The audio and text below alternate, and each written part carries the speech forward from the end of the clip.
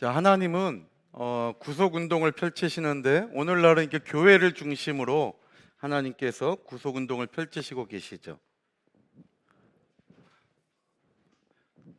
교회를 중심으로 하나님은 오늘날 구속 운동을 펼쳐가고 계셔요. 그러니까 오순절 성령 강림 이후에 이제 교회가 세워지게 되죠. 그래서 이제 예수 그리스도의 십자가의 죽으심과 또 부활하심과 또 하늘로 승천하심을 믿는 그 신앙의 고백의 터 위에 이제 교회가 존재하게 돼요. 그래서 이 교회의 터는 예수 그리스도의 십자가예요. 그리고 교회의 소망은 재림이에요. 우리가 왜 교회에 모이냐면 다시 오실 주님의 약속을 믿고 그때를 만나기 위함이죠. 그래서 교회에 두 가지, 교회의 터는 예수 그리스도고 십자가의 보혈이죠. 그리고 그 교회의 소망은 주님 다시 오시겠다고 약속하신 재림의 말씀이에요. 그런데 이 교회 이전에 하나님은 구약 시대에는 성전을 통해서 구속 역사를 이루어 가셨다라고 하는 사실이죠. 그래서 구약 시대에는 교회라는 용어 대신에 성전이라는 용어가 나오죠. 그래서 이 구약의 성전을 통해서 하나님께서 구속 역사를 펼쳐 가신 거예요. 그래서 이 성전의 개념을 볼 때 첫 번째로는 에덴 동산이 큰 범위로 볼 때에 성전의 첫 시작이 되죠. 그런 거 볼 때에 성전은 보이는 것이 다가 아니라는 것을 알 수가 있어요. 근데 성전이 되기 위해서는 하나님이 함께 하셔야 되는 거죠. 그래서 에덴 동산이 처음 이제 성전의 모습이 되고, 그 다음에 에덴 동산에서 아담과 하와가 타락함으로 말미암아 이때부터 하나님의 구속 역사가 나타나기 시작을 하잖아요. 그리고 이제 에덴 동산 이후에 모세를 통한 장막 성전, 성막이 나타나게 되죠. 그래서 보이지 않는 하나님이 성막을 통해서 보이는 하나님으로 계시가 되는 거죠. 그래서 하나님께서 저 성소와 지성소에 좌정하고 계시는구나, 우리 진 한 가운데 머물러 있는 이 성막을 보면서 하나님이 우리와 함께 하시고 우리 가운데 계시는구나 라는 사실을 알게 되죠. 그리고 이 장막 성전, 성막은 이동하는 성전이잖아요. 움직여요. 이동식이에요. 그런데 이제 광야 생활을 지나서 가나안 땅에 정착했을 때에는 더 이상 이동할 필요가 없잖아요. 하나님께서 택하신 예루살렘에 고정된 성전을 세운 것이 바로 솔로몬 성전이죠. 솔로몬 성전. 그래서 솔로몬 성전은 최초의 고정된 고정식 성전이죠. 이제 더 이상 움직이지 않고 한 자리에 하나님께서 택한 예루살렘에 늘 머물러 있어요. 그리고 이 솔로몬 성전이 파괴되면서 이스라엘 백성들이 바벨론의 포로로 끌려가게 되죠. 그러니까 성전의 깨어짐으로 말미암아 이스라엘 백성들이 소망이 사라져 버린 거예요. 그때 하나님께서는 에스겔 선지자를 통해서 포로로 끌려가 있을 때 에스겔 성전의 비전을 보여주죠. 그래서 이 에스겔 성전은 두 가지의 의미를 가져요. 크게는 이 솔로몬 성전이 다시 회복될 것이다. 무너진 이 솔로몬 성전이 하나님이 약속한 70년의 기간이 차면 다시 회복된다는 거예요. 그리고 또 하나는 이 에스겔 성전이 새 예루살렘 성의 청사진과 같이 천국을 우리에게 소망 가운데 보여주는 성전이 에스겔 성전이에요. 그래서 반드시 우리는 천국은 있고 그 천국에 들어가게 된다는 거죠. 그래서 이 에스겔 성전을 통해서 하나님은 우리에게 이스라엘 백성들에게 그 성전 회복에 소망을 주신 거예요. 그리고 때가 되어서 하나님께서 예레미야 선지자에게 말씀하신 것을 응하게 하시려고 포로 귀환하게 하여서 성전을 회복시켜 주신 것이 바로 수룹바벨 성전이에요.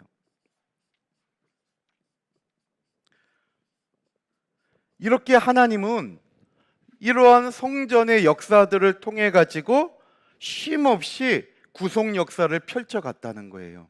그럼 구약 시대에 성전의 중요한 존재 이유는 뭐냐? 하나님의 구속 역사를 이루는 장소였다고 하는 사실이죠. 그리고 이것이 오늘날 신약 시대의 교회에서도 이루어가고 있다는 거예요. 그래서 이와 같이 하나님은 구약 시대에는 성전을 통해서, 그리고 신약 시대에는 교회를 통해서 하나님은 쉼없이 구속 역사를 이루어가고 있다는 거예요. 이것이 언제까지냐? 약속하신 주님의 재림의 때까지 이 하나님의 구속 역사는 쉼없이 오늘날도 교회를 통하여 이루어가고 있다는 거죠. 그렇다면 교회의 본질은 뭐예요? 바로 하나님의 뜻을 붙잡고 하나님의 구속 역사에 함께 동행해 나가는 것이 교회의 본질이라는 거죠. 그래서 교회는 성도들의 교제도 중요하지만 더 중요한 것은 하나님이 함께 하시고 그 입에서 선포되는 말씀이 살아 역사해야 된다는 거예요. 그래서 사람 중심의 교회가 아니라 하나님 중심의 교회가 바로 교회의 본질이 되어야 된다는 거죠. 그래서 이와 같이 하나님은 교회를 통해서 구속 역사를 이루어 가신 거예요. 그런데 이 구약 시대의 구속 역사를 이루어 갈 때, 성전을 중심으로 하나님께서 구속 역사를 이루어 갈 때에 에덴 동산에서 아담과 하와의 타락 이후에 네 가지의 모습으로 이 하나님의 역사를 우리에게 보여줘요. 그래서 첫 번째로는 이 성전은 아무 데서나 성전이라 일컬어질 수가 없고 하나님께서 택하신 장소에 세워졌을 때 바로 성전이 될 수 있다는 거예요. 그래서 에덴 동산 이후에, 에덴 동산도 마찬가지죠. 하나님이 택하신 장소예요. 또 에덴 동산 이후에 성막도 이동하면서 성막이 세워졌지만 다 하나님이 택하신 장소에 성막이 세워진 거예요.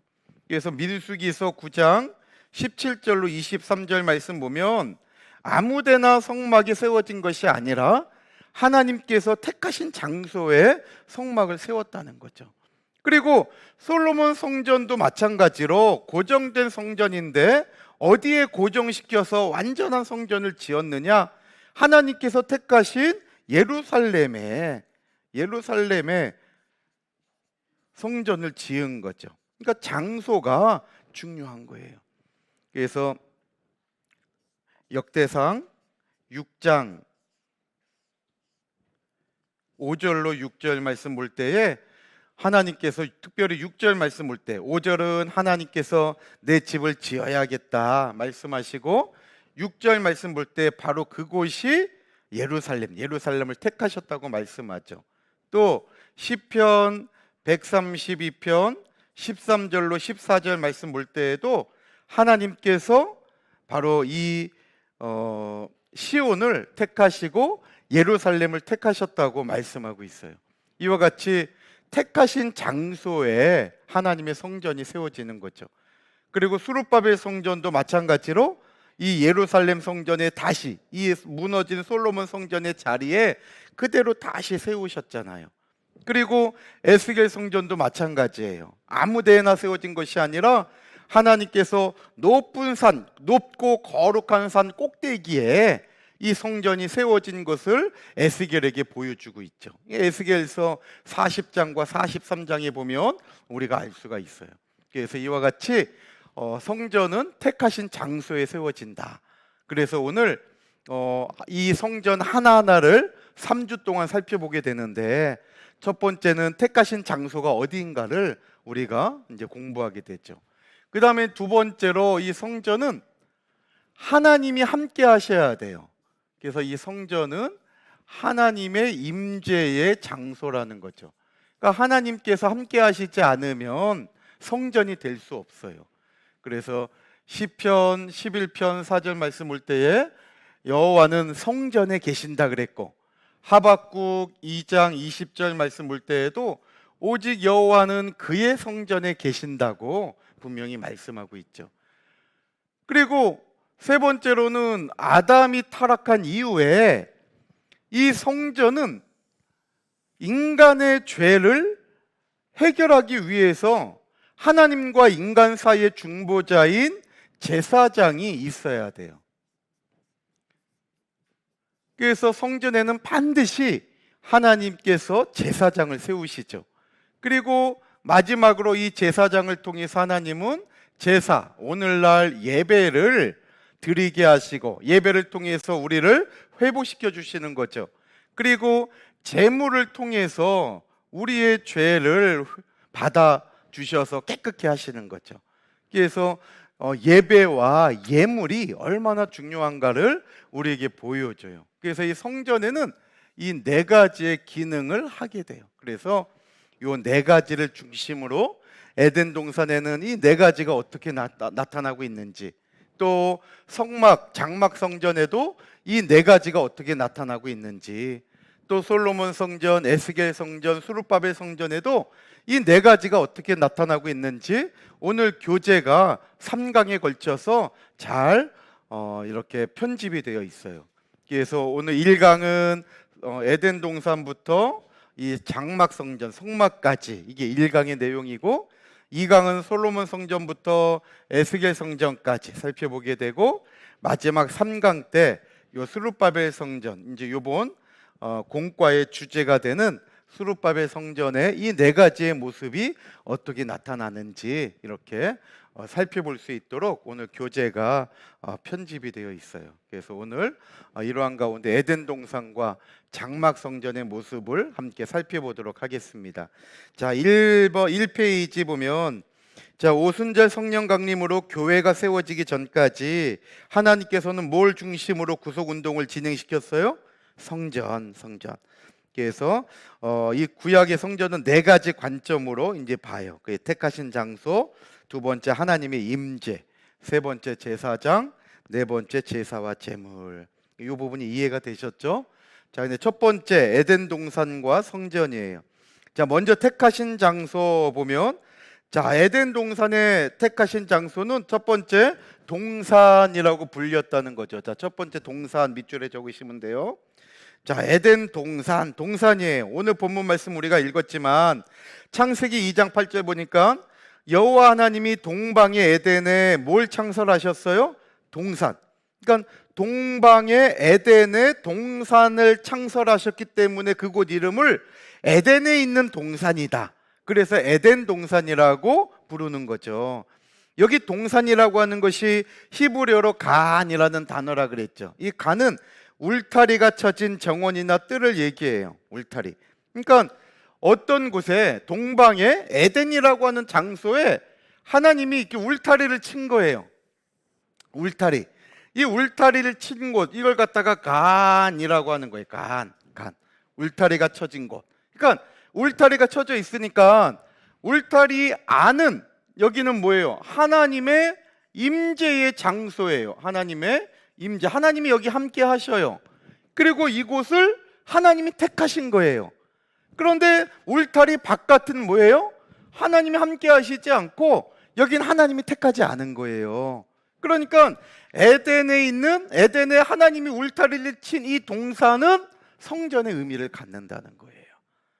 그래서 울타리는 구별의 의미가 있잖아요. 우리도 집에 담을 세워서 담 안은 우리 땅이고 담 밖은 남의 땅 아니에요. 그러니까 이 담은 경계의 의미를 가지면서 내 안에 구별된 장소임을 나타내는 거잖아요. 그런 것처럼 에덴 동산이라고 할 때에 우리는 그냥 막연하게 어떤 뛰어노는 푸른 풀밭이 펼쳐 있는 곳만을 생각할 게 아니라, 여기는 하나님이 울타리를 쳐서 구별한 장소이구나, 원어적인 의미로 그러한 뜻을 가지고 있다는 거예요. 그러니까 우리가 그 동산 안에 들어가 있는 사람이 돼야지 동산 밖에 있는 사람이 되면 안 된다는 거예요. 그래서 바로 이 에덴 동산은 울타리가 쳐진 정원이나 뜰을 가리키는데, 이것은 에덴 동산이 형광펜 있으면 칠하세요. 구별된 특별한 장소다. 그래서 에덴 동산은 성전이 될 수 있는 거예요. 그 다음에 두 번째 시편의 기록을 볼 때에도 에덴 동산이 성전이라는 것을 알 수가 있어요. 시편의 기록을 볼 때 시편 36편 8절 보니까 저희가 주의 집 그랬잖아요. 주의 집, 네모박스 치세요. 주의 집이니까 이거 뭐예요? 성전이잖아요. 주의 집이니까. 주의 집이니까 주님이 계신 곳이잖아요. 그게 성전이죠. 네모박스하고 성전 적으세요. 주의 집에 살찐 것으로 풍족할 것이라 주께서 주의 복락의 강수로 마시우리이다. 이게 지금 대꾸법으로 쓰여진 문장이에요. 대꾸법으로. 그래서 풍족할 것이라 하고 이렇게 딱 문맥을 끊어보세요. 문맥을 끊으면 앞에 있는 문장과 뒤에 있는 문장이 대꾸를 이루어요. 어떻게 대꾸를 이루느냐? 주의 집 앞에 있는 문장에 주의 집은 바로 주의 복락과 대꾸를 이루어요. 그러니까 아까 우리가 주의 집 할 때 주의 집을 네모박스 쳤잖아요. 그리고 그 위에다가 성전 적었잖아요. 그런 것처럼 주의 복락도 네모박스를 똑같이 쳐보세요. 그러니까 주의 집이 곧 뭐라는 거예요? 주의 복락이에요. 또 주의 집이 뭐 어떻게 되진대요? 풍족하다 그랬죠? 근데 주의 복락을 어떻게 한대요? 마시우리라 그랬잖아요. 그러니까 서로 얘네들도 대꾸가 되는 거죠. 그래서 주의 집이 바로 주의 복락이에요. 근데 복락이라는 단어가, 복락은 우리 한글로 번역된 것이 복락이죠. 근데 원래 히브리 원어를 보면 이 복락이 에덴이라는 단어예요. 에덴. 그러니까 주의 에덴이 결국 뭐예요? 주의 집이라는 거죠. 그런 거 보니까 집이 뭘로 번역이 된 거예요? 에덴으로 번역이 된 거예요. 그러니까 원어적인 시편의 표현을 볼 때에, 원어적인 의미로 볼 때 에덴은 하나님이 뭘로 여기셨다는 거예요? 성전, 내 집이다. 하나님은 그렇게 얘기를 하고 표현하고 있다는 거예요. 그래서 주의 집에 살찐 것으로 풍족하듯이 복락의 강수로 마시우리라. 그래서 살찐 것이 강수와 또 대꾸를 이루고 풍족할 것이라가 마시우리다와 대꾸를 이루잖아요. 그래서 여기 주의 복락의 강수라는 것은 에덴에 흐르는 내 강을 얘기하는 거예요.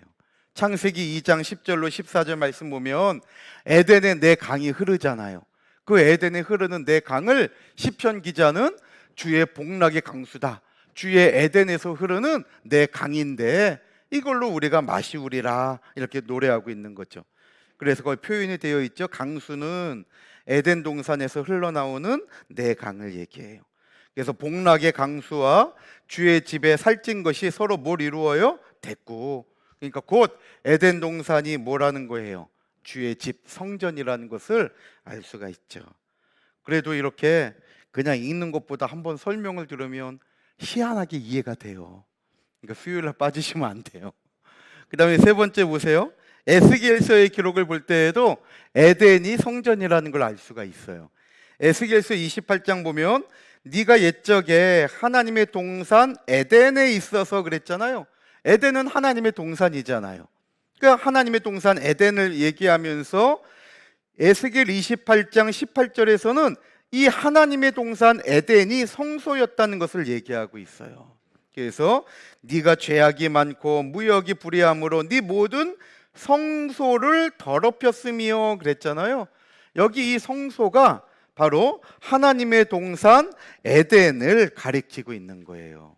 그래서 문맥을 다 이렇게 볼 때 나중에 집에 가셔서 이거 전체를 읽어보시면 더 확실하게 이해가 돼요.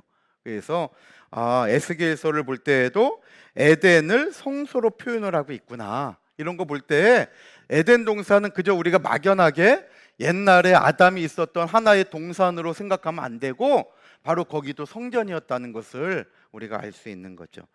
그리고 이 에덴에는 하나님이 임재하셨어요. 성전이 되려면 하나님이 택한 장소일 뿐만 아니라 그곳에 하나님이 함께 해야 된다 그랬잖아요. 에덴 동산에는 하나님이 함께 하셨어요. 바로 이것이 창세기 3장 8절이에요. 그들이 날이 서늘할 때 동산에 거니시는, 네모박스 치세요. 동산에 거니시는, 이 동산은 에덴 동산이잖아요. 동산에 거니시는 여호와 하나님의 음성을 듣고 그랬죠. 이제 이건 뭐 배경적으로는 아담 하와가 불순종해서 선악을 알게 하는 나무의 실과를 따먹은 이유를 얘기하고 있죠. 그렇지만 이 표현을 볼 때에 하나님은 동산에 거니셨대요. 여기 거니시는 이라는 단어가 중요한데, 여기 이 거니시는 이라는 이 단어가 헬라어에 보면 할라크라고 하는 단어의 히트 파일령이에요. 할라크. 우리가 많이 들었죠. 동행하다라고 하는 에녹을 통해서 우리가 많이 들었던 단어죠. 할라크. 이 할라크의 히트 파일령 분사형인데 히트 파일 분사형으로 되어 있는데요. 이 히트 파일령은 우리가 해석할 때 두 가지로 하게 돼요. 이 히트 파일령은 두 가지로 하는데 첫 번째는 재귀의 의미가 있어요. 재귀라고 하는 건 스스로 하는 거, 셀프의 의미를 가져요. 재귀. 히트 파일은 재귀의 의미가 있어요. 우리 거기 표현이 설명이 잘 되어 있죠. 재귀의 의미가 있어요. 그 다음에 두 번째로 히트 파일은 강조의 의미를 가져요. 강조.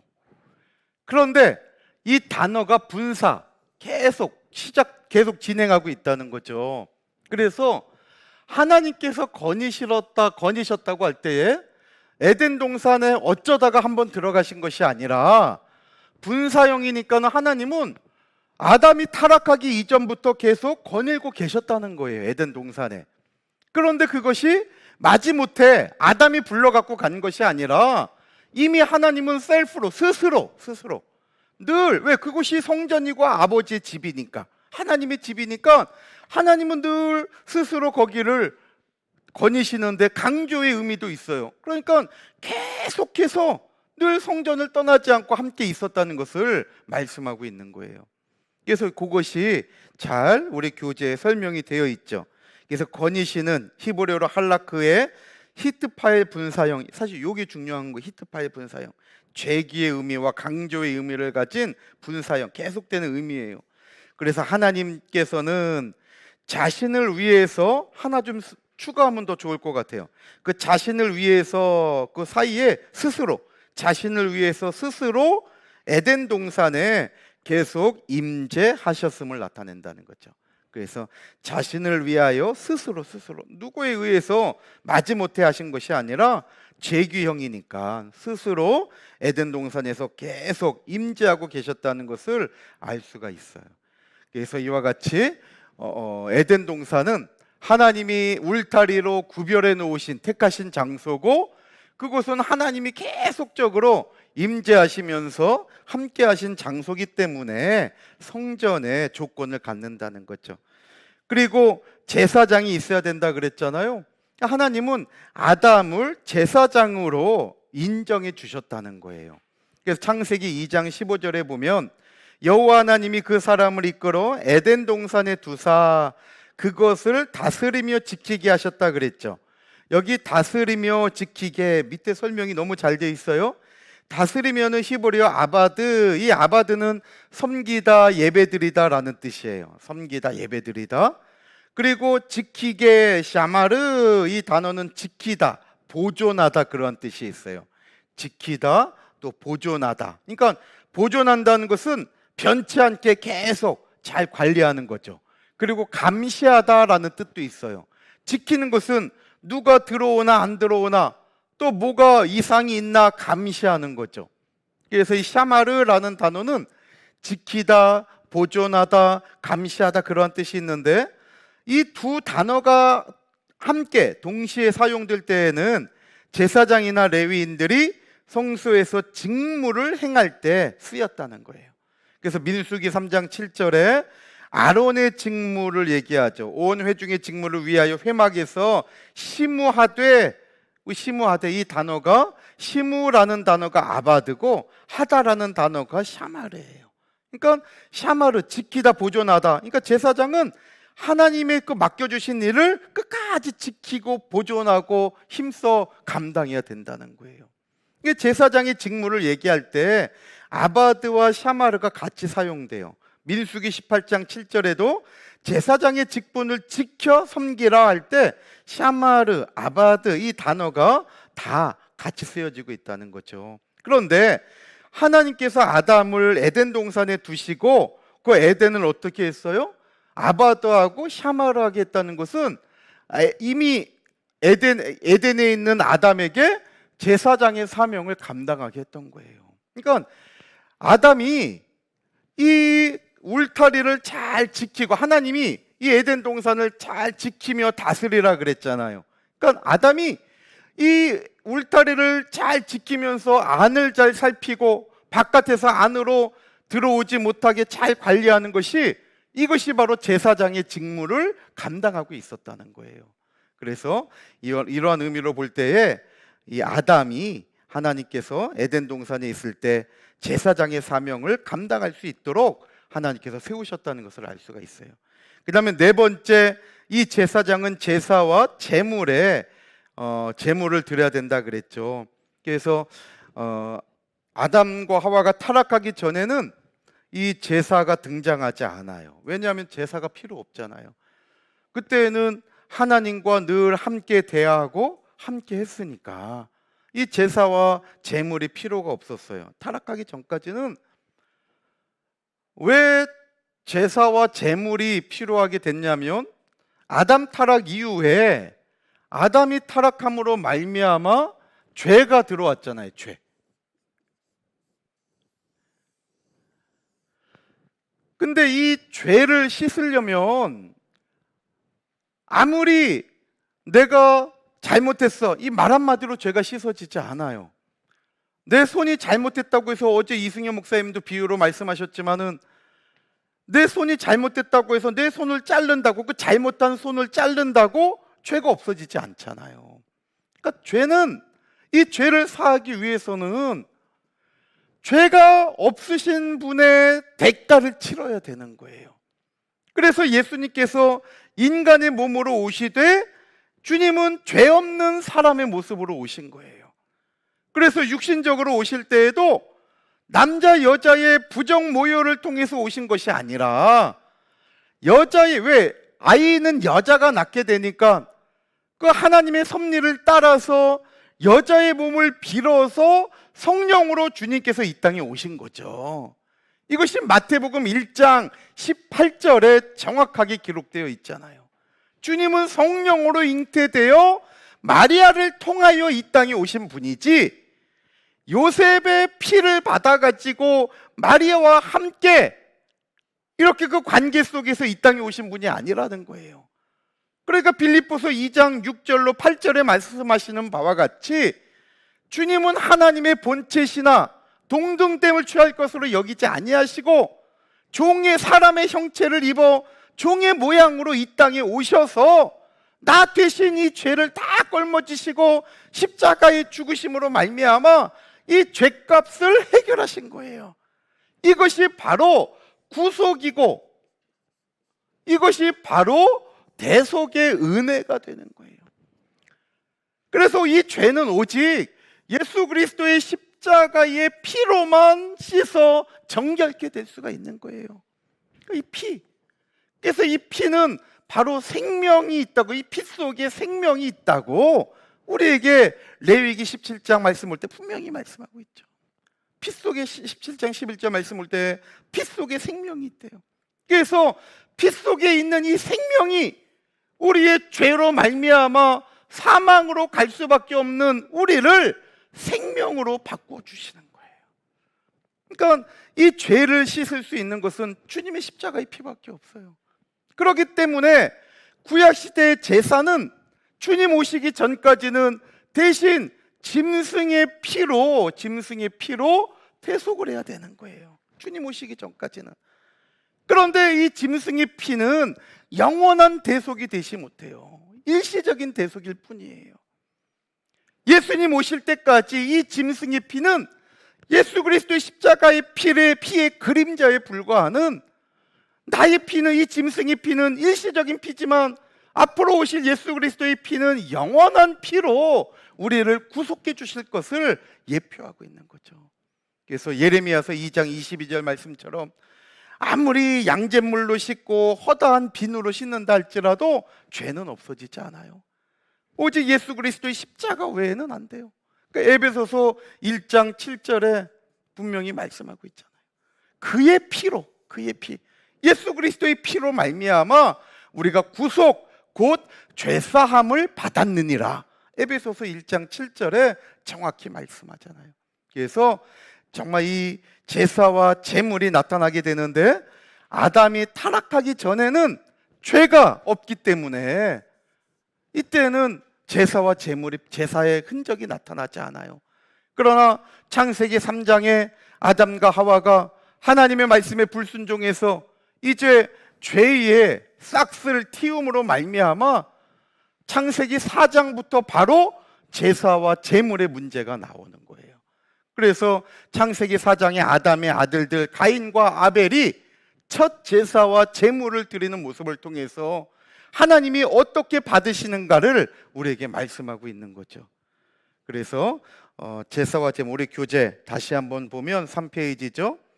1번 동그라미 보면 아담과 하와가 타락하기 전까지는 성경에 뭐라고 적으시면 돼요? 제사. 그렇죠. 제사가 등장하지 않아요. 아담과 하와가 타락한 후에 가죽옷이 나오죠. 이 가죽옷은 뭐예요? 짐승을 죽여야 만들 수 있는 거 아니에요. 짐승이 희생되어야 이 가죽옷을 얻을 수 있잖아요. 그러니까 가죽옷이라고 하는 것은 희생된 짐승을 얘기하는 거예요. 그러니까 바로 짐승이 희생되어야 가죽옷을 입듯이 우리도 예수 그리스도께서 희생되어야 그 가죽옷을 통하여 부끄러움을 가리듯이 의의 옷을 입어서 우리의 부끄러움이 사하여진다는 거예요.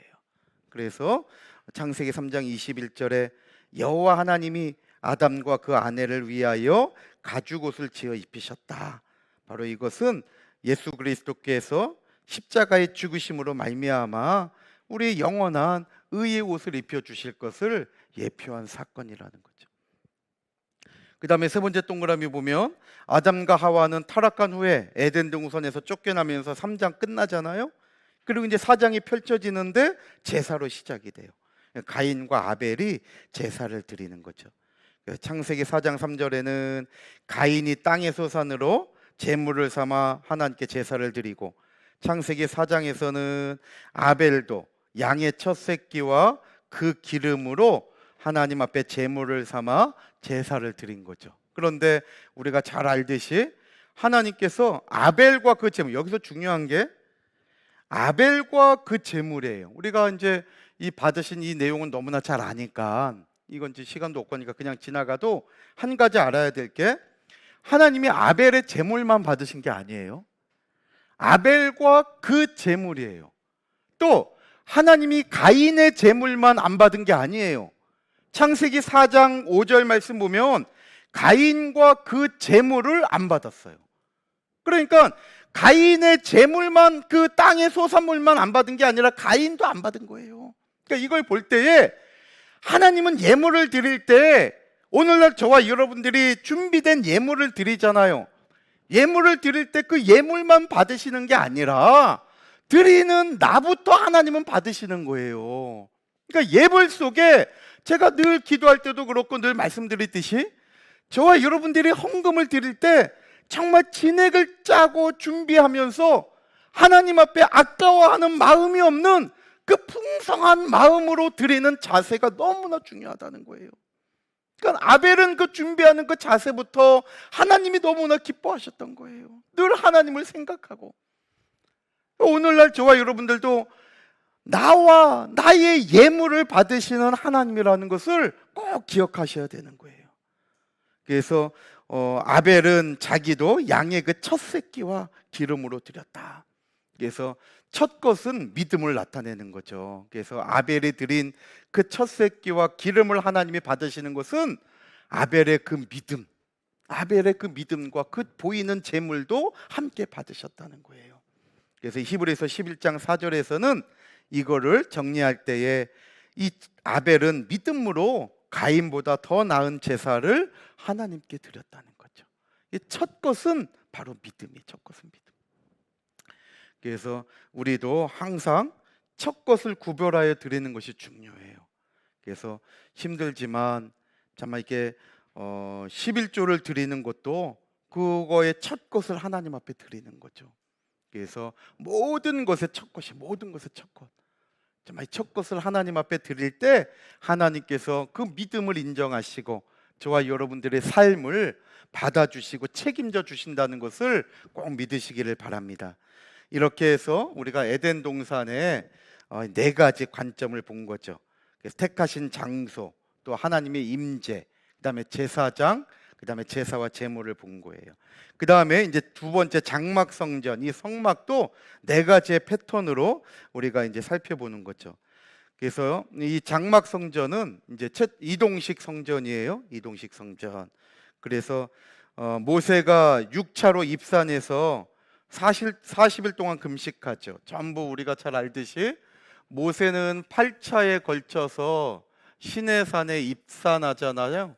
그 가운데 이 8차의 그 기간은 3월 2일부터 7월 10일까지 이 기간 동안 모세가 8번 오르락 내리락 하죠. 왜냐하면 출애굽기 19장 1절 말씀 올 때에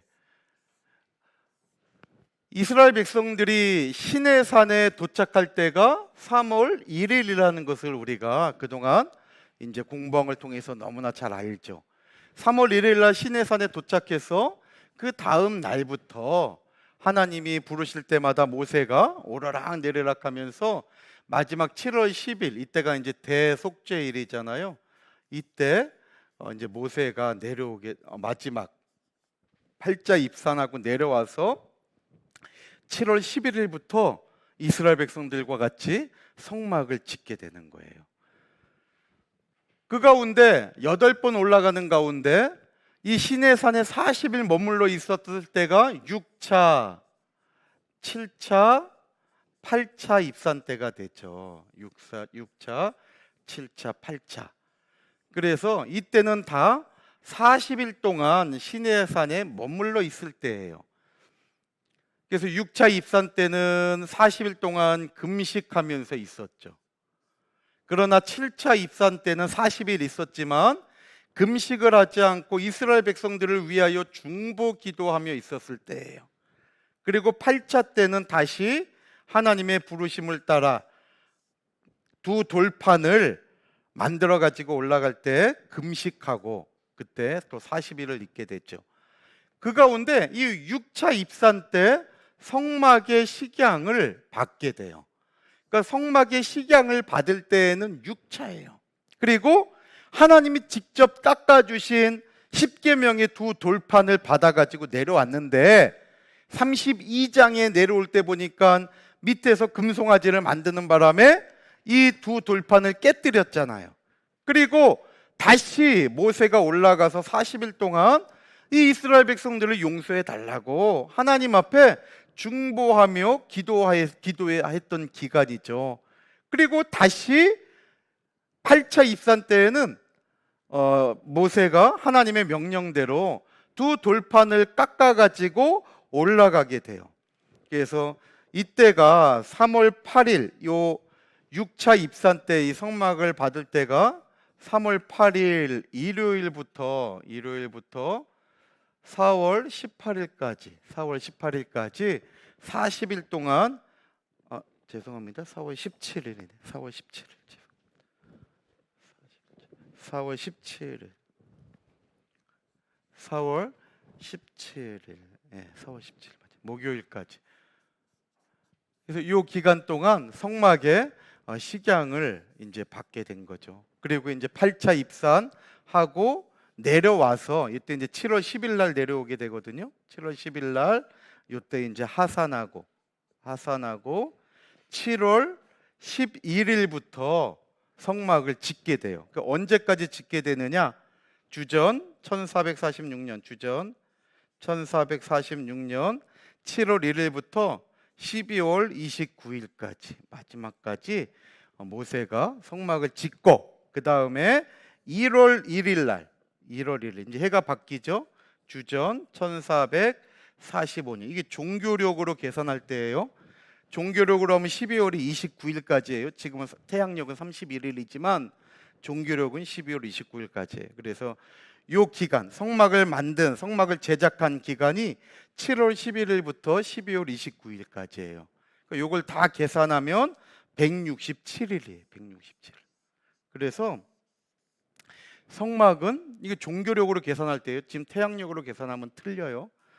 그래서 167일 동안 이스라엘 백성들이 최초의 성막을 만든 거예요. 그래서 출애굽기 40장 2절에 너희들 1월 1일 날 이 성막을 나에게 봉헌하라 그랬거든요. 그러니까 그 출애굽기 40장 2절의 말씀대로 출애굽기 40장 17절에 출애굽기 40장 17절에 보면 이스라엘 백성들이 출애굽한 지 2년째, 그러니까 출애굽한 지 1년째가 주전 1446년이잖아요. 이때 1월 15일 날 나왔으니까 이때가 1년째고, 출애굽한 지 2년째 주전 1445년 새해 정월 첫날이 될 때에 이스라엘 백성들이 하나님께 이 성막을 봉헌했다고 출애굽기 40장 17절에 나오죠. 그러니까 하나님의 영광이 기뻐가지고 이 성막에 충만했었다는 거예요.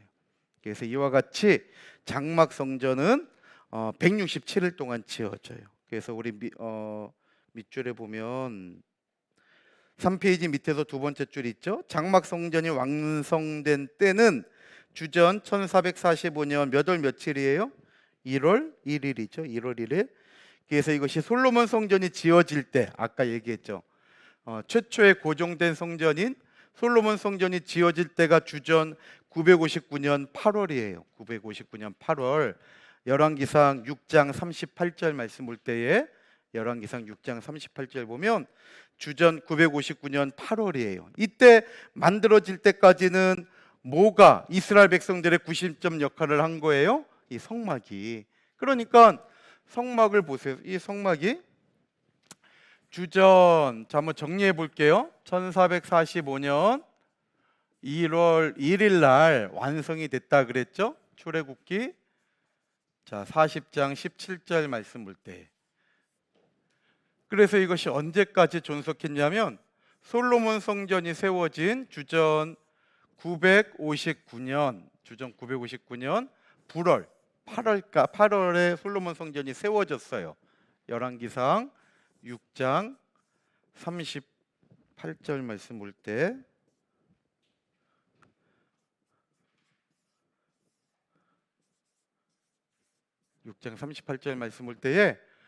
그러니까 요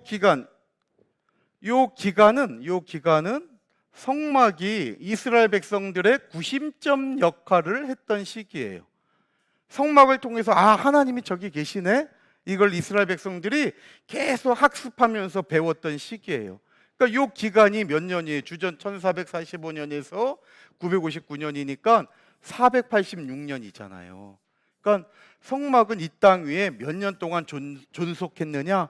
486년 동안 계속 그렇죠. 486년 동안 성막이 존속했다는 것을 알 수가 있어요. 그래서 486년 동안 성막이 이스라엘 백성들의 구심점 역할을 했던 것을 알 수가 있는 거죠.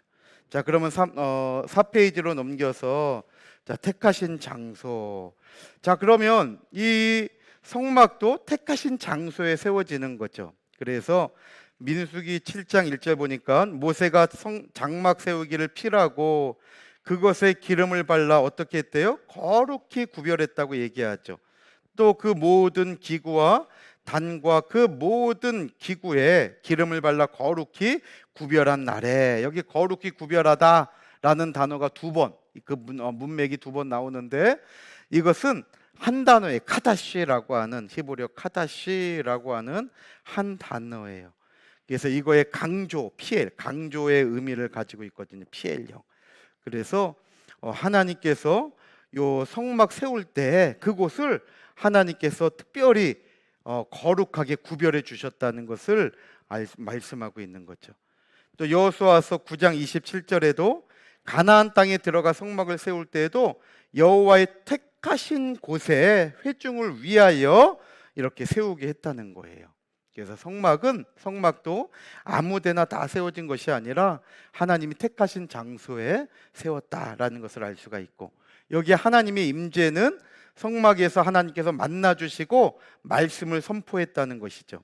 그래서 오늘 그 출애굽기 29장 42절, 43절, 22절 보니까 다 거기는 다 성막이잖아요. 다 내가 거기서 내가 여기 거기서는 다 이 성막을 얘기하는 거예요. 거기에서 하나님이 만나 준다는 거예요, 이스라엘 백성들을. 왜? 그 성막은 하나님의 임재의 장소니까요. 그리고 출애굽기 25장 22절에 보니까 하반절에 거기에서 내가 너에게 명할 모든 일을 이루겠다 말씀하고 있죠. 그건 하나님께서 말씀을 선포하시겠다는 거 아니에요. 또 위에 출애굽기 29장 42절도 마찬가지죠. 하반절에 보면 내가 거기서 너희와 만나고 네게 어떻게 한대요? 말하리라. 그곳에서 이 성막에서 하나님께서 말씀을 선포해 주시겠다고 말씀하고 있는 거죠. 그래서 오늘날 우리는 말씀을 통해서 하나님을 만난다는 거예요. 그러니까 말씀이 너무나 중요하다는 거죠. 그래서 데살로니가전서 2장 13절에 보면 하나님의 말씀을 받을 때 사람의 말로 아니하고 하나님의 말씀으로 받음이니 진실로 그러하다. 이것이 데살로니가 교회 교인들이 칭찬받은 이유예요. 말씀을 들을 때 야, 저거 누구의 어느 목사가 그랬대. 그게 아니라 누가 전하든지 간에 하나님께서 저분을 통해서 저렇게 말씀하시는구나. 하나님의 말씀으로 받아들일 때 진실로 그래 하나님이 기뻐하셨다는 거예요. 그때 그 말씀이 믿는 자 속에서 역사한다고 말씀하고 있는 거죠. 그래서 말씀은 하나님이에요. 요한복음 1장 1절에 태초에 말씀이 계시는데 이 말씀이 하나님이라고 요한복음 1장 1절 하반절에 말씀하고 있잖아요. 그러니까 내가 말씀을 받아들이고 믿는다는 것은 하나님을 영접하는 것과 같은 거예요. 그 하나님은 만유의 주제가 되시고 하나님은 능력이 있으신 분이거든요. 그러니까 그 하나님을 모실 때 하나님의 능력이 나로 하여금 역사를 일으킨다는 거예요. 그래서 하나님이 곧 말씀이에요. 그래서 말씀이 있는 곳에는 하나님이 계시는 거죠. 그래서 성막에는 하나님께서 말씀을 선포함으로 말미암아 내가 너희와 함께 있다라는 것을 증거하신 장소라는 거예요. 오늘 저와 여러분들도 이 말씀을 기억하시고 하나님의 말씀이 얼마나 귀한가를 다시 한번 깨닫는 가운데 이 말씀을 믿어서 말씀의 능력이 우리의 삶 가운데 나타나기를 주님의 이름으로 축원합니다. 그 다음에 하나님의 영광이 또 성막에 가득했죠. 하나님의 임재의 또 다른 표현은 영광이, 하나님의 영광. 이게 이제 구름으로 보여줬어요. 이스라엘 백성들에게는 이 하나님의 영광, 이 영광이 추상적인 거잖아요. 영광 본 사람이 있어요? 어떻게 생겼는지 모르잖아요. 무슨 색깔인지. 그러니까 이스라엘 백성들에게 하나님의 영광과 위엄을 깨닫게 하도록 하나님께서 현상으로 보여주신 것이 구름과 같은 형상이었던 거예요. 그러니까 성경에는 구름을 하나님의 임재의 현현, 하나님의 현현의 또 다른 표현으로 나타내주고 있는 거예요. 그래서 에스겔 40장 34절로 35절 보니까 하나님의 영광이, 자, 처음에 보면 구름이 회막에 덮이고 구름이 성막에 덮이면서 하나님의 영광이 성막에 충만했다고 얘기하고 있는 거죠. 또 모세가 회막에 들어갈 수 없었으니 이는 구름이 회막 위에 덮이고 여호와의 영광이 성막에 충만했다.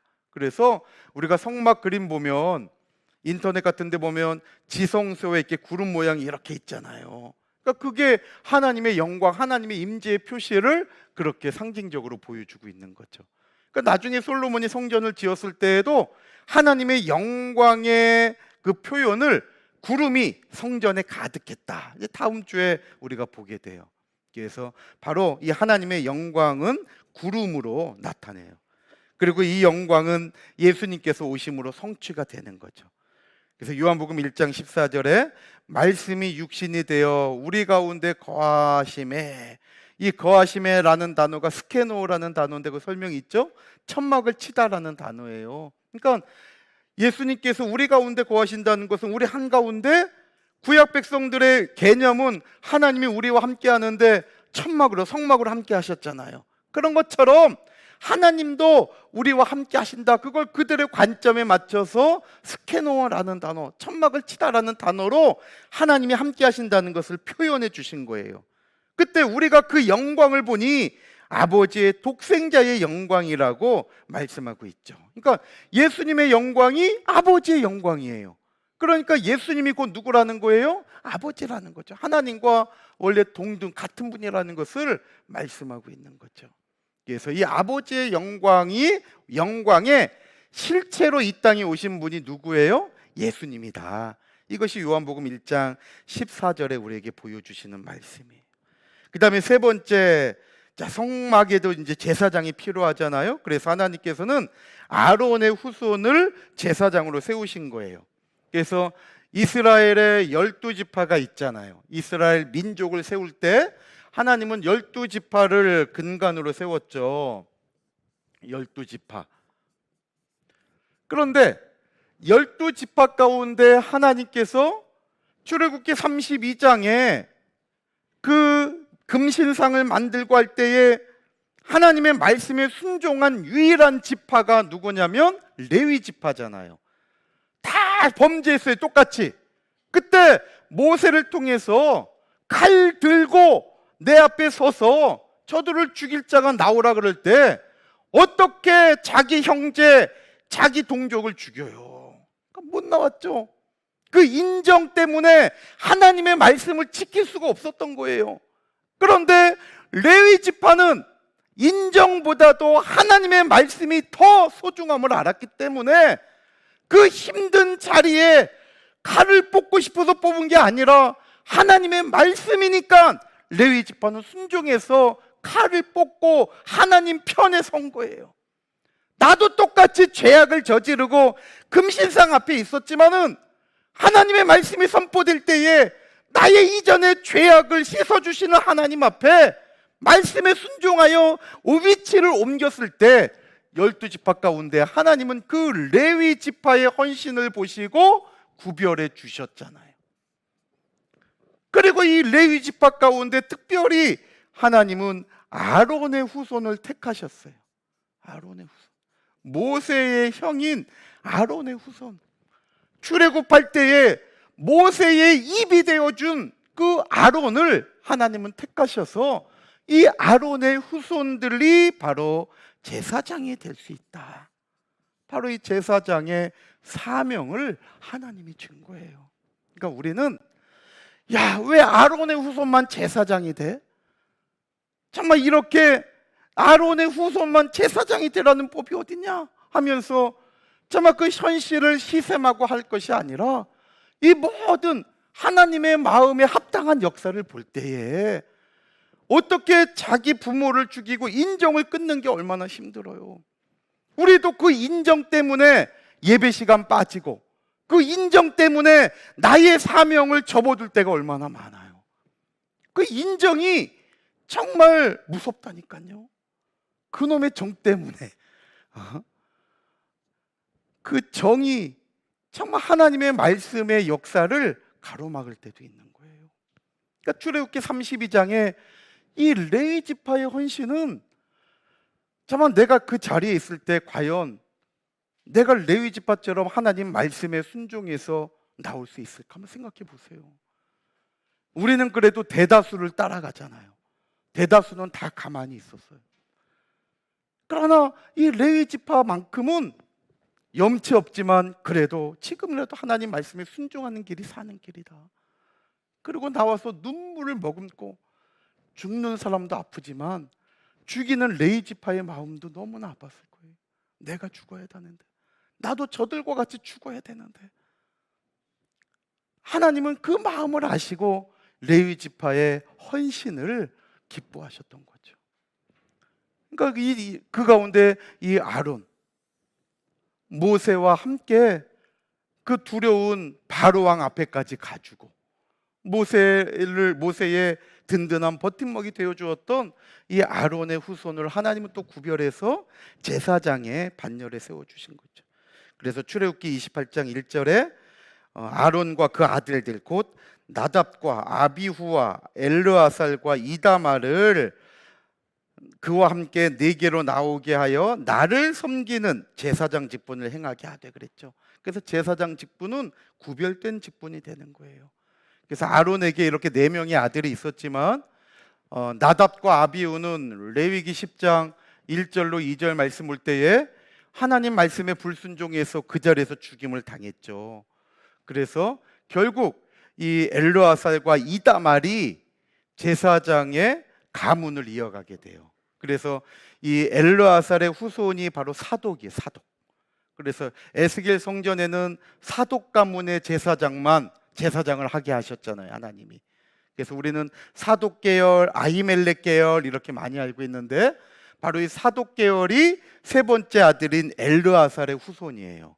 그 다음에 네 번째인 이다말의 후손이 아히멜렉 계열이 돼요. 아히멜렉 계열. 그래서 이렇게 이제 엘르아살과 이다말의 계열에서 사독과 아히멜렉 계열로 제사장 직분이 내려가게 되죠. 자, 그 다음에 제사장의 직무. 자, 이 제사장은 5페이지 하단에 있죠. 이 제사장은 두 가지 일을 감당해야 돼요. 오늘 저와 여러분들도 하나님의 제사장이라고 할 때에 두 가지 임무가 있다는 거예요. 첫 번째는 말씀을 가르치는 일이죠. 말씀. 그리고 두 번째로 예배, 제사를 인도하는 일. 이걸 해야 돼요. 그러니까 말씀을 가르치기 위해서는 내가 말씀을 알아야 가르칠 수 있잖아요. 그러니까 저와 여러분들이 이 마지막 때는 하나님의 구속 역사를 이루기 위해서 말씀을 가르칠 수 있는 힘과 능력을 기울여야 돼요. 가져야 돼요.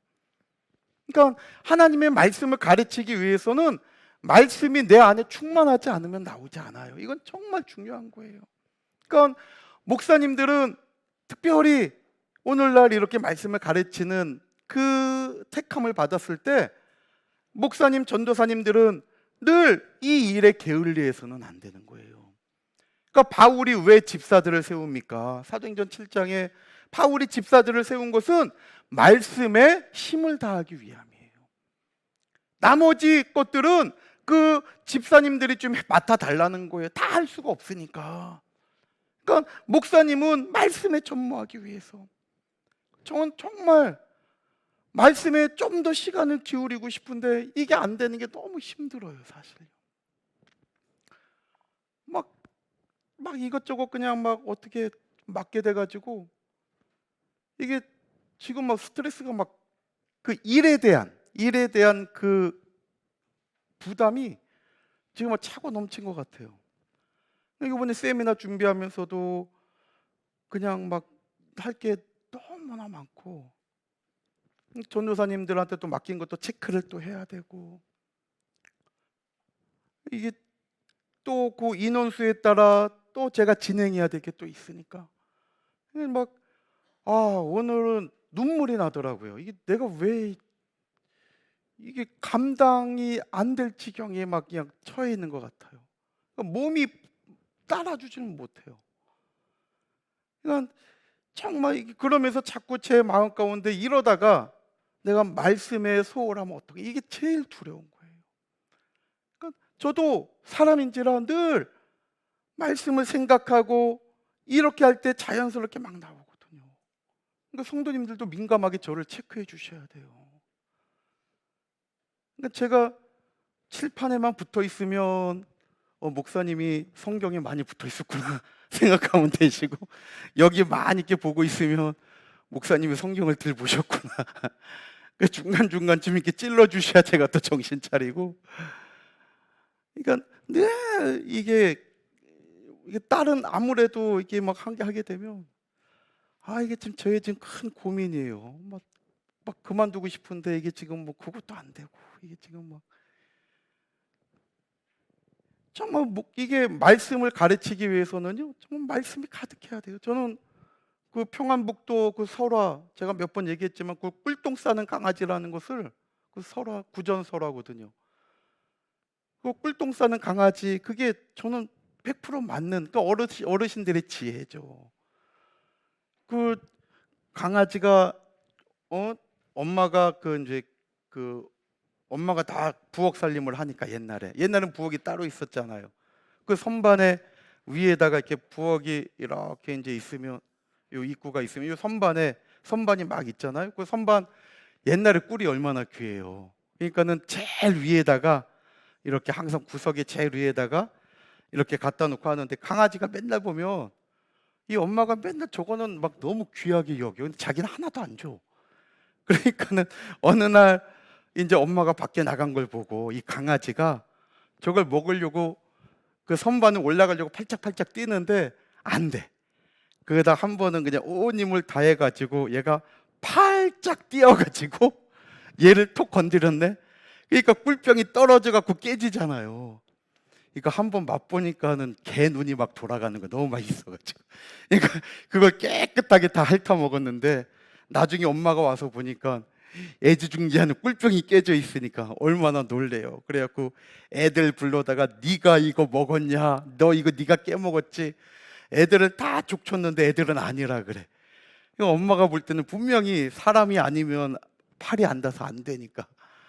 근데 나중에 이게 저놈 중에 누가 거짓말을 하는 걸까? 그런데 바깥에 개가 똥을 싸놨는데 보니까 꿀똥을 싸는 거야, 이게. 그 개새끼가 그 강아지가 먹은 거지. 그래갖고 평안남도 그 구전 설화가 이 꿀똥 싸는 강아지가 있어요. 사람은 먹은 대로 나오게 돼 있다는 거죠. 그러니까 우리도 말씀을 먹으면 싸도 말씀을 싸게 돼 있는 거예요. 말해도 말씀을 하게 되고 뭘 해도 말씀을 해. 근데 말씀이 없으면 상담을 해도 말로 상담하게 되는 거죠. 뭘 해도 말로 위로할 수밖에 없는 거예요. 근데 말씀이 있으면 위로해도 말씀으로 위로하고, 그 말씀으로 위로하는 것은 아버지 하나님의 마음을 연결시켜 주는 거 아니에요. 그러니까 사는 거죠. 그러니까 저와 여러분들은 말씀으로 충만해야 돼요. 제사장 및 직무 가운데 첫 번째가 말씀을 가르치는 거예요. 그리고 예배를 인도하는 것은 내가 먼저 예배의 성공자가 돼야 될 거 아니에요. 그러니까 먼저 우리는 예배의 성공자, 말씀에 충만한 사람이 돼야 된다는 것을 우리에게 얘기하고 있는 거예요. 그래서 늘 저와 여러분들이 이 두 가지 직무는 목사님만 하는 것이 아니라 우리 모두 신령한 제사장된 우리 모두의 일이에요. 그러니까 베드로전서 2장 9절에 우리가 왕 같은 제사장이고, 거기 말씀 있지만 로마서 15장 16절에 우리를 복음의 제사장이라 그랬고, 요한계시록 1장 6절 말씀 볼 때 우리를 나라와 제사장으로 삼아 주셨다 그랬잖아요. 하나님은 우리를 제사장으로 인정해 주셨다면 우리도 말씀에 충만하고 예배의 성공자가 되는 사람이 될 때에 참 제사장으로서 하나님께 인정받을 수 있다는 거예요. 그래서 이 두 가지 직무가 우리에게 다 해당된다는 것을 기억하시고, 말씀에 통찰력이 있는 사람, 예배를 귀하게 여기는 저와 여러분들이 다 되시기를 주님의 이름으로 축원합니다. 그 다음에 제사 볼 때에 구약의 성막을 통해서 하나님은 5대 제사를 레위기서를 통해서, 모세를 통해서 이스라엘 백성들에게 가르쳐줬죠. 번제, 이거는 태워서 이렇게 드리는 제사죠. 그래서 이 번제는 육각을 떠서 태우는 거예요. 그래서 완전히 드리는 제사가 번제예요. 완전히 드리는 제사. 그 다음에 소제는, 이것은 이 소자가 힐소자예요. 힐소, 가루가 하얀색이잖아요. 이게 소제는 가루로 드리는 제사예요. 그러면 가루가 되기 위해서는 어떻게 해야 돼요? 빠져야 되는 거죠. 수많은 고통과 고난을 지날 때 부드러운 고운 가루가 되잖아요. 이게 바로 소제예요. 그런데 이 소제는 단독으로 드릴 수 없어요. 번제는 단독으로 드릴 수 있거든요. 속건제, 속죄제, 화목제 다 단독으로 드릴 수 있거든요. 근데 소제만큼은 단독으로 드리지 못하고 다른 제사를 드릴 때 같이 드릴 수 있는 제사가 소제예요.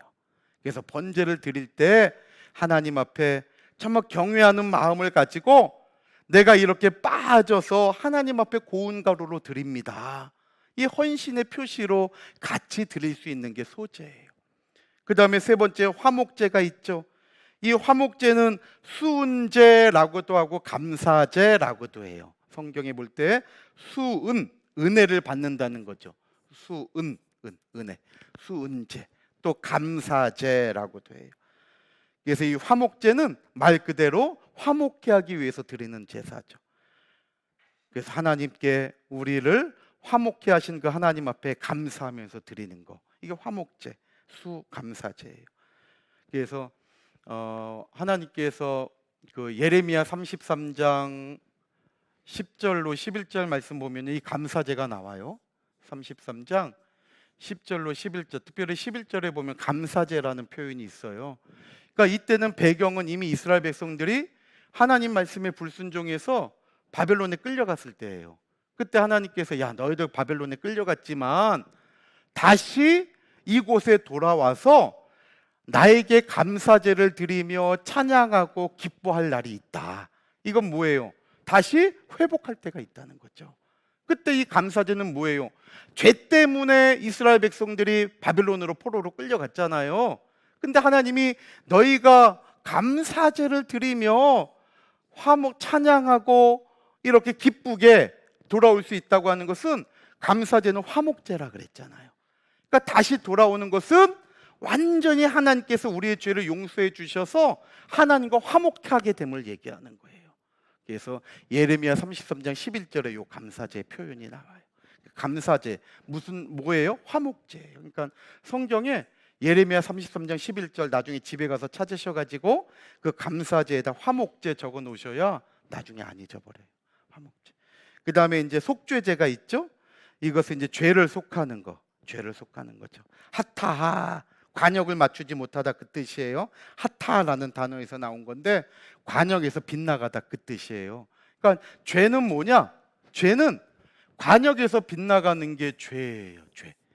그래서 히브리어로는 하타, 헬라어에서는 하마르티아 그래. 하마르티아.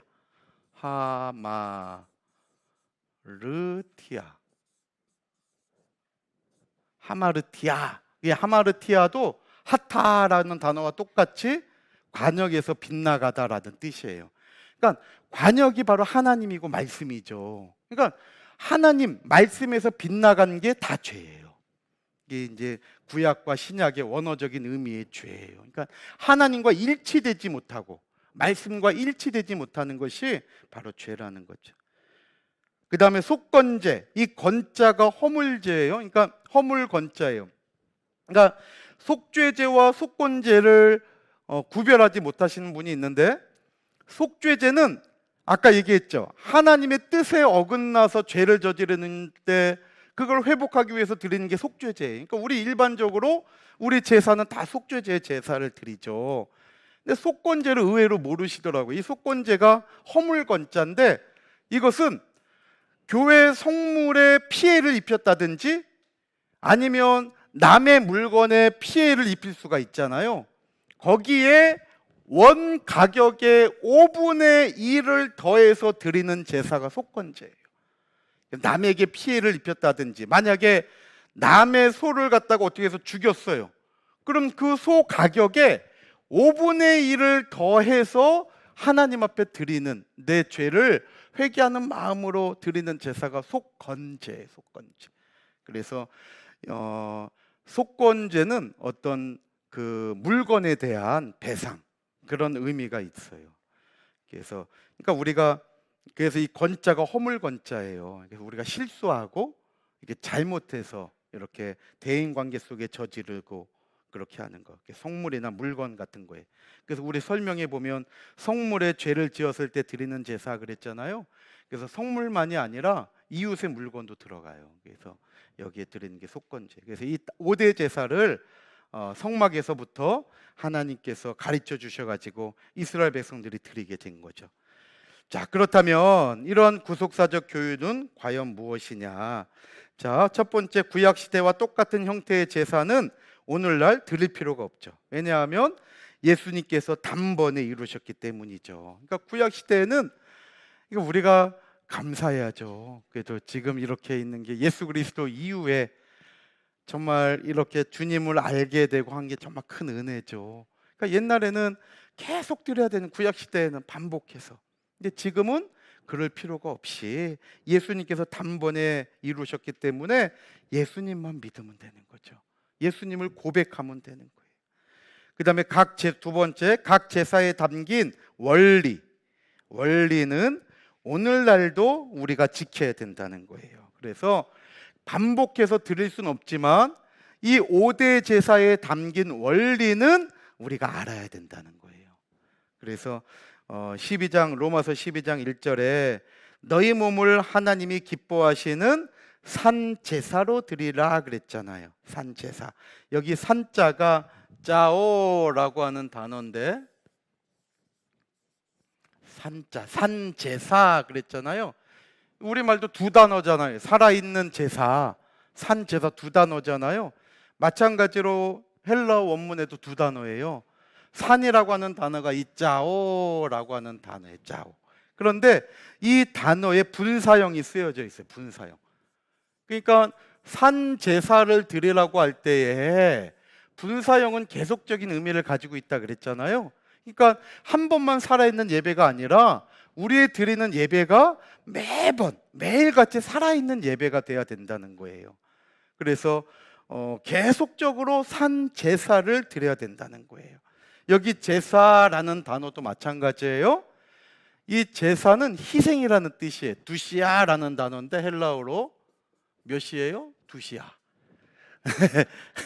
산 제사할 때 제사가 두시아. 지금은 9시가 돼가요. 두시아. 그래서 두시아. 이걸 또 세시아로 외우시면 안 돼요. 두시아. 이게 제사인데 이게 무슨 뜻이냐면 희생이라는 뜻이 있어요. 희생. 그러니까 산 제사로 드린다는 것은 내가 늘 희생하는 것이 산 제사예요. 그러니까 예배는 희생 없이 안 되잖아요. 내 시간도 희생해야 되죠. 내 물질도 희생해야 되죠. 나의 모든 삶을 희생하지 않으면 이 산 예배를 드릴 수 없는 거예요. 그래서 이 산 제사가 히브리 원문을 그대로 하면 계속적으로 너희가 하나님이 기뻐하시는 거룩한 계속적으로 살아있는 희생을 드려라 그 뜻이에요. 이것이 하나님이 기뻐하시는 산 제사라고 말씀하고 있는 거죠. 그래서 저와 여러분들이 이와 같이 예수 그리스도께서 이 모든 걸 십자가에서 단번에 이루셨지만 우리는 이 의미, 그 영적인 의미는 꼭 기억하면서 계속적으로 우리는 하나님 앞에 이 5가지 제사의 의미를 가지고 제물을 준비하면서 늘 하나님 앞에 감사하면서 드려야 된다는 것을 말씀하고 있는 거예요. 그래서 오늘 이렇게 마무리하고 다음 시간에 이제 2강 보도록 하겠습니다.